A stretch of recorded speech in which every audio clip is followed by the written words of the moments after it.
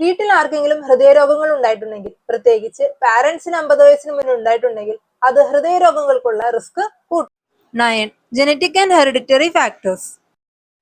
Familial hypercholesterolemia leads to early atherosclerosis.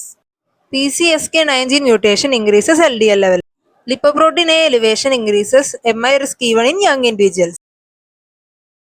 Heart healthy ആയിട്ടുള്ള life style ശീലമാക്കുക. Family history ഉണ്ടെങ്കിൽ heart screenings നടത്തുക. ഉപവാസ ഓർ ഇന്റർമീഡിയറ്റ് ഫാസ്റ്റിംഗ് ലിപ്പിഡ് പ്രൊഫൈലിനെ ഇംപ്രൂവ് ചെയ്യാനായിട്ട് സഹായിക്കും.